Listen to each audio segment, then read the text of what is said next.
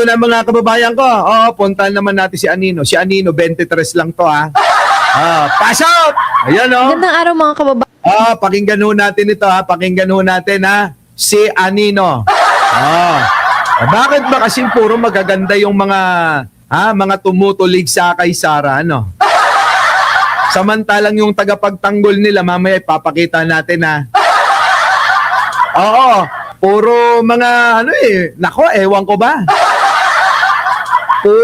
Basta, baka sabihin nila nagdi-discriminate tayo ng tao. Abangan nyo na lang pagkatapos nito. Pakinggan natin si Anino. Gaganda. Anino! Ano naman ang masasabi mo bilang kabataan? Uy, bata pa ho ito. 23 anyos. Eto na. Pasok! Magandang araw mga kababayan ko, and for this video ay bibigyan ko ng reaksyon yung deklarasyon ni Vice President Sara Duterte sa pagtakbo o pinaplano niyang pagkandidato for presidency sa 2028. But before anything else, gusto ko lang bigyan ng pansin itong mga comments na ito. Alam niyo po ba, kasi I get this all the time. Sobrang, ewan ko ba, kapag ka DDS, tapos nag-comment dun sa aking mga videos, ito yung palagi nilang kino-comment. Nabayaran daw ako. Na-troll daw ako. Na magkano daw bayad sa akin, ganyan. When in fact, kung magpapabayad din lang ako, di doon na tayo sa mataas, di ba? Balita ko. Doon daw sa kabila ang laki daw ng bigayan. May pakondo pa nga daw. Ay! At yung mga pucho-pucho na vloggers yan. Grabe siya, talaga, totoo. Hindi pa, Benji Bernardo, single yan. Stricto ang parents niyan. Gusto, nako, papakilala ko kayo dyan sa mga susunod na panahon ha. Stricto ang parents niyan. Eto na, mga kababayan ko. Na yan, nakikita nyo dito sa TikTok and sa social medias. Pumapalo daw ng 50 to 60K. Oo nga raw. Sa mga pipitsugin pa lang yun 50 to 60K. Kaya nga ho mga kababayan, maraming nagtsatsaga dun sa kabila Pero sa tulad ba namin ni Anino, mga kababayan ko, kahit pa ho 500,000 ang ibayad nila sa amin, no way. Hindi natin ibebenta yung prinsipyo natin para ipagpalit si Pangulong Bongbong sa isang siraulong katulad ni Sara, no? Mga kababayan, ano ba naman ang halaga ng 500,000 kay Mike Cervera?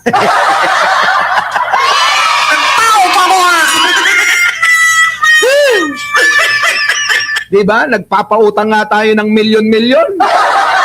Yan pa kaya, mga kababayan, hindi natin kailangan yan. Dahil mga kababayan, nandito tayo para ipagtanggol ang katotohanan at para sa mamayang Pilipino, para sa bayan at para sa mga ninuno nating mga bayaning nagbuwis ng mga buhay. Di ba? Anino, tuloy mo. Sa kapalaman siyan din yun. Sayang naman, di ba? Pero kasi para sa mga Anino, para dun sa mga patay gutom. Kita mo naman mga kababayan ko, tignan yung mga itsura nun. Pagkain nga lang, pinag-aagawan pa. Di ba mga kababayan? Tuloy. maprinsipyo akong tao. Yan. So, I'd rather na hindi ko kitain yun. Pero ma-share ko sa inyo yung hindi fake news. Naman. Yung katotohanan. Correct. Because what I am saying sa lahat ng mga videos ko and sa vlogs ko, ay pawang katotohanan lang. It came from a verified source. Yung Correct. mga sinasabi ko sa inyo, kinikwento ko, it came from people who are directly involved. So, wala ditong toksyetan, wala ditong pambobola. At hindi marunong mambola yan mga kababayan. Hindi marunong mambola. Ba't ko naman kayo bubulahin? Correct. Wala naman ako nakukuha dito. Gusto ko din talaga mamulat ang kapwa natin mga Pilipino. Sabi ko sa inyo, manang-mana sa akin to Manang-mana sa akin si Anino. Mga kababayan, kung ano yung ating opinion pananaw, yun din ang opinion neto Hindi nyo mababayaran ang kanyang prinsipyo. Pasok! Sa katotohanan kasi grabe na yung fake news. Alam niyo, sa totoo lang kaya ko din ginagawa to is Aha. because of the fake news na kumakalat. Mhm. Minsan pambabalahura na sa Oo. presidente. Correct, yan ang hindi natin papayagan, Anino. Yung bastusin nila, yung ating Pangulo, gwapong-gwapo. Tapos sasabihin nila, kamukha ni Digong. Hindi ho yung mukha, kamukha ni Digong na nag-a-addict. Si Digong aminadong nag-a-addict, si Pangulong Bongbong, hindi yun. Di po ba mga kababayan ko? Shoutout po sa magliliman-libo ng viewers. Di ba? Correct talaga to si Anino, Ron Reyes. Tuloy. Ako kasi talaga pro-government ako. Even Di ba mga kababayan ko? nakaupo si Duterte, I support him kasi siya yung Ayan. nakaupo at nirerespeto ko na siya yung hinalal ng mga tao bilang presidente ng Pilipinas. Dapat naman talaga. Totoo naman ho eh. Nung panahon ni Duterte, tahimik tayo kasi hinalal ng tao. Hindi tayo nagsasalita against sa kanya. Bakit? Pinili ng taong bayan, mga kababayan ko. Tapos gagawin natin yung ginagawa nila ngayon? Palibasa ang mga Duterte, patay gutom sa kapangyarihan. Kaya kahit tapos na, nabusog na, kumain na, nilamot na nila lahat ng kwarta, aba mga kababayan, gusto pa. Walang kabusugan sa kapangyarihan, kayamanan at nakaw na pera. Ganun ho kasi ang mga Duterte. Hindi na ho nila nirespeto si Pangulo eh. Tapos magpapabiktim sila ngayon. Di ba? Pabiktim sila mga kababayan ngayon na para bang sila pa yung inaapi. Samantalang eleksyon pa lang inumpisa na ni Duterte. Eleksyon pa lang sinisiraan niya na yung Pangulong Bongbong Marcos. Pinansin ba siya ni Pangulo? Hindi. Nanahimik yung Manong Bongbong natin. Hindi nagsalita. Tapos mga kababayan, nanalo na't lahat-lahat. Hindi pa na tauhan yung matanda. Pero inyo, papaliwanag ko lang mga kababayan ko. Umpisa pa lang ng eleksyon, sinisiraan mo na. Natapos ang eleksyon, nanalo na, ibig sabihin, hindi ka na epektibo, hindi ka na pinakikinggan ng mga tao, at ang gusto si Pangulo talaga, hindi ka pa rin natauhan, Hindi ba dapat tapos na? Tapos na kasi tapos naman ng halalan, nakapili ng taong bayan, irespeto na natin yun. Katulad ng dating pag-respeto ng mga tao sa'yo. Pero kami, dahil nga nanalo ka, nanahimik kami kahit ayaw namin sa yung hayop ka. Di ba? Ayaw namin dyan kay Duterte pero nanahimik lang kami kasi pinili ng tao. Nire-respeto namin hindi lang siya kundi yung kagustuhan ng maraming Pilipino. Pero mga kababayan, pagtungtong ni Pangulong Bongbong, anong ginawa nitong hayop na matandan to? Siniraan niya, eleksyon pa lang. Nakaupo na, pinagplanuhan na kung paano aagawin nila yung pwesto niya. Patuloy-tuloy, naniyurakan ang pagkatao ng isang Bongbong Marcos. Kung ano-ano ang inaakusa ng mga hayop na yan. Kasama itong mga fake news peddler nila tulad ni Celes, ni Sonsa, ni Bingot, ni Laban at Bayat, ni Maharlika. Naalala nyo ba yan? Ganun ang kwento, huwag nyo kakalimutan. Patuloy-tuloy hanggang inikot na nila buong mundo. Pinunta ng mga OFW para siraan si Pangulo. Kita nyo ho, mga kababayan ko, ang tindi. Na sumagot ba ang Pangulong Bongbong? Hindi ho, nanahimik lang. Hinayaan lang. Dahil naniniwala siya, malaya tayo na pamamahayag. Pero mga kababayan, sobra-sobra mga kababayan yung kalayaan na ginawa nila. Diba? Kita nyo ho, mga kababayan ko? Ganon ang ugali ng mga Duterte. Mga hayop yan. Dito na tayo. Dahil nga dyan, wag na nating ituloy. Tuloy natin. Sige, pakinggan natin si Anino. Ngayon, bakit ito kay PBBM? Na sinimula nilang sirain, Saan? ang dali niyo mabilog, ang dali niyo mauto. Pati yung mga AI na mga videos, pinaniniwalaan nyo when it's clearly AI. Kahit nga yung AI mismo, sinasabing AI. Yung mga video na yun, pag sinalang mo. 'Di ba? Oo. Anong part doon ang hindi nyo maintindihan at hindi nyo makita? At hindi Mga bobo nga sila, Anino. Bobo nga ang mga DDS. Mga tatanga-tanga sila. Kaya hindi nila maiintindihan yung salitang AI. Kasi sabi nga ni Nyulo, IE yung alam nila. Oo. Tuloy. nyo mag-gets na lahat ng ito na nilalabas nilang propaganda, nilalabas nilang mga press release Correct. tungkol kay PBBM na pangyuyurak, pambabalahura at Tama. pang-disrespect ay Tama. part of the propaganda. Tsaka Oo. if I were Mm. a bayaran vlogger, ay Diyos ko naman. Kawawa naman yung nagbabayad sa akin. Kung makapag-video ako, isang piraso, isang linggo. Ay, Anino, pagpasensyahan mo na yung mga bobo. Ganun talaga sila eh. Oo. Alam niyo sa totoo lang, si Anino, isang beses lang to gumawa sa loob ng isang linggo. Oh! Di ba? Di ba? Oh.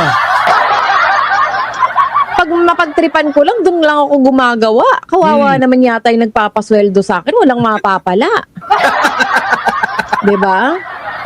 So anyway, punta tayo sa topic natin, no? Ano yan? Na itong ang pagtatakbo ni Yan. Vice President Sara Duterte. Guys, alam ko, may mga boboto pa rin sa kanya, syempre. Sumusuporta sa mga Duterte. Aha. May boboto talaga sa kanya. Pero naman, buksan naman natin yung ating mga isipan at maging Parang kanta natin yun ah. Buksan ang nakasaradong isipan. Diba? Diba mga kababayan, oh, maging matalino daw tayo. talino na tayo sa pagboto. Alam nyo ba na lagi ko sinasabi ito na Na? yung pagboto ng bawat Pilipino para umupo ang isang tao sa kanyang posisyon sa gobyerno ay pagbibigay ng kapangyarihan yun. Pagbibigay ng kapangyarihan yun para hawakan tayo. Naman.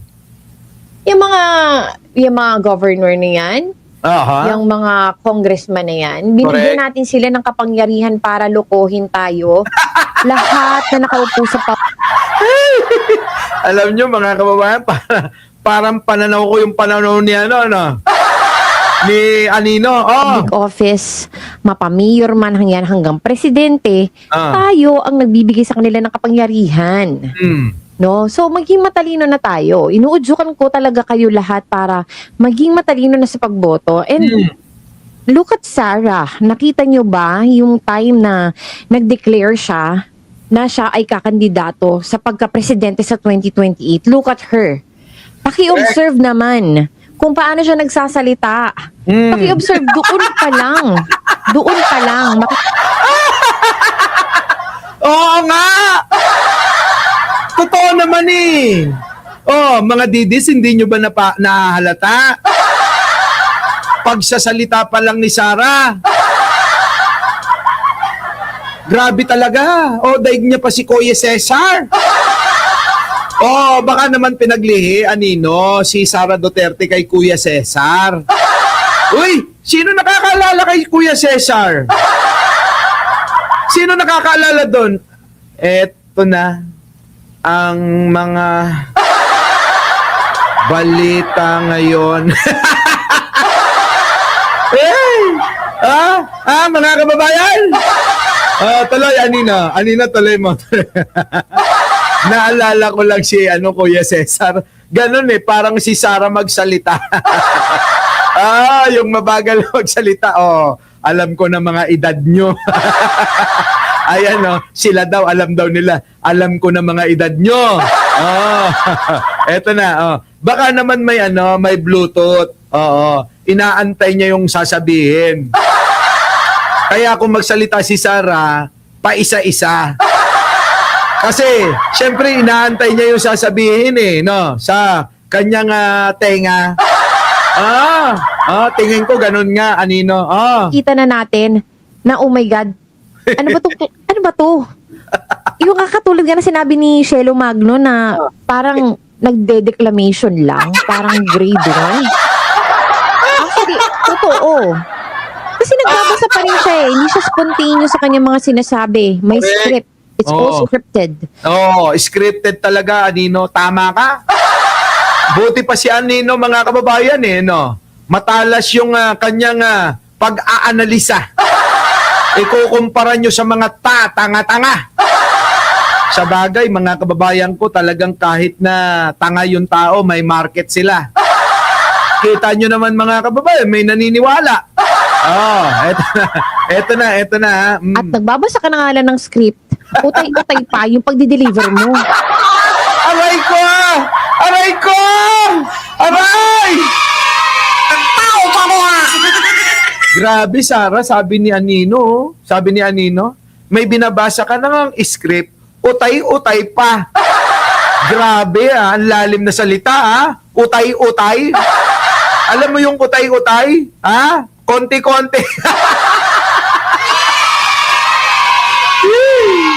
Grabe, Uy, Anino, attorney daw yun, abogado daw. Ikaw talaga, Anino. Ano ba yung utay-utay? Ano ibig sabihin nun?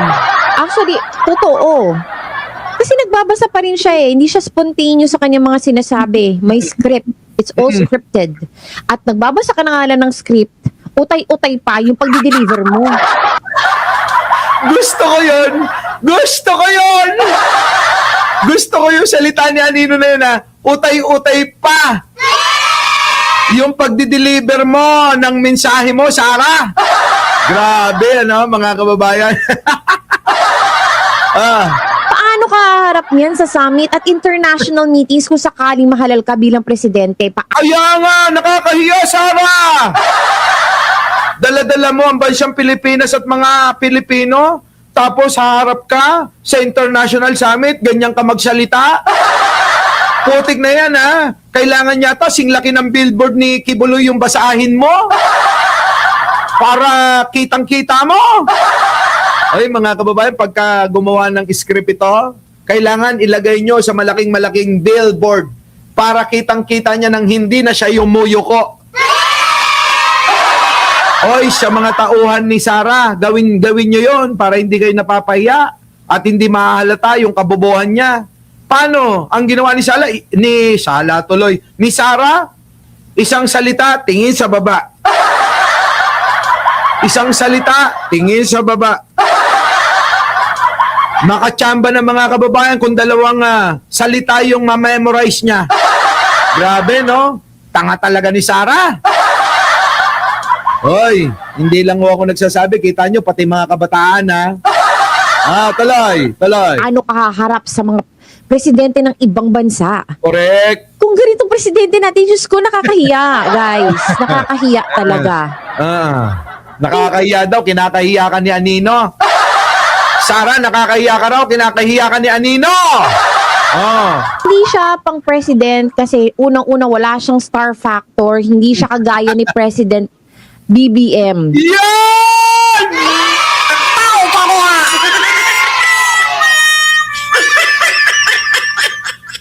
Kita nyo yung mga bata?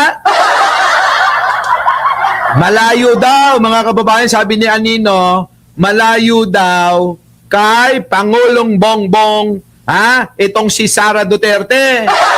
Ay, nako, ulitin natin, Nakakahiya, guys. Nakakahiya talaga. Hindi siya pang president kasi unang-una wala siyang star factor. Hindi siya kagaya ni Wala siyang star factor. Hindi daw siya katulad ni President BBM. Kung ganitong presidente natin, Diyos ko, nakakahiya, guys. Nakakahiya talaga. Hindi siya pang president kasi unang-una wala siyang star factor. Hindi siya kagaya ni President BBM na very spontaneous kapag nagsalita dire-diretso at talagang he knows what he is saying. Correct! Alam ni Pangulong Bongbong Marcos yung kanyang sinasabi dahil galing sa puso niya at isip, hindi katulad ni Sarah, galing sa script. Ulitin natin para maliwanagan yung mga DDS na tatanga-tanga. Sabi ni Anino, kapag nagsalita si Pangulo, galing sa puso at isip, hindi katulad ni Sarah, galing sa script.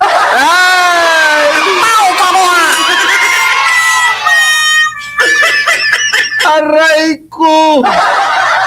Ang sakit! Ang sakit-sakit, mga kababayan nito. Masakit to. Real talk to, ha? Ito. May conviction siya sa kanyang mga sinasabi. Correct. Sarah naman, Diyos ko naman. Yung part pa, yung script pa niya, yung construction ng mga phrase pa niya, at yung kanyang mga sinasabi, dadaigin talaga ng mga nag-essay writing na high school. Nako, Sarah, durog na durog ka rito. Dinurog ka ni Anino.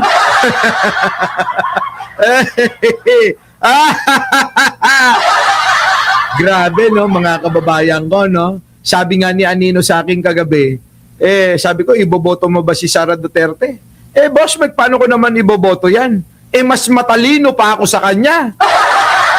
Kailan naman ako boboto nang alam ko na mas matalino ko sa iboboto ko? Kita nyo ho, mga kababayan, ano? Sinunog, mga kababayan, si Sara dito, Hindi ko maintindihan ang mga Pilipino na bakit sobrang bulag ng karamihan sa inyo. Hindi ko nga alam, sabi ko nga sa inyo Hindi ko alam kung anong klaseng gayuma ang isinambulat ni Digong dito sa mga Pilipino na Hindi daw alam kung anong gayumang sinambulat. Ano yun? Ano yung sambulat, mga kababayan? Sa Ilocano ba yun? Impugsit? Yung ba yun? Isinambulat, impugsit. Parang pusit. Tuloy! patuloy na naniniwala sa kanya despite na nalalabas na nga ang kanilang mga kalokohan sa publiko. Correct. Diba? Hindi ko alam kung anong klaseng mga tao pa ba ang mga followers nito? O tao pa ba? O ano? Ay, grabe ka, Anino, ha? Uy, hindi daw alam ni Anino kung tao pa raw ba kayong mga taga-suporta ni Digong. Ano ba talaga kayo? Tao o mga demonyo? Maligno, laman lupa, tikbalang, kapre, manananggal, o aswang? All of the above. Tao pa ko, ha? Eto na. Walang sino man ang gustong niloloko sila. Correct. Di ba now, all the evidences has been laid? Correct. Pinakita na sa inyo kung paano tayo ginagago ng mag-amang yan. At hindi Tama. lang siya, lahat silang magkakapatid may ginagawang kalukuhan. Correct. Sa totoo lang, hindi ko talaga magigets ang takbo ng utak ng mga DDS, no? Tama. Tapos, kung makipagbardagulan pa sila online. Like, asan ang pinag-aralan ng mga to? Manang-mana talaga sila sa mga sinasamba nila. Kita nyo? Hindi mo alam kung may mga pinag-aralan, baka wala. Anino, baka wala. O baka wala talaga. Oo.